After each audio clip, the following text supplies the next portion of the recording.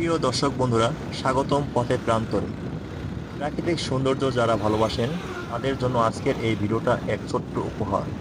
দিনাজপুরের এক নির্জন হাইওয়ে ধরে চলতে চলতে হঠাৎ প্রকৃতির এমন এক অপরূপ রূপ ধরা দিল চোখের সামনে, যেটা দেখেই মনটা একেবারে মোহিত হয়ে গেল।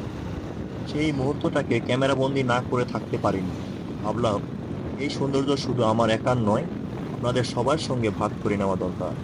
তাই তুলে নিলাম এই ভিডিও এবং আজ তা আপনাদের সামনে তুলে ধরেছি।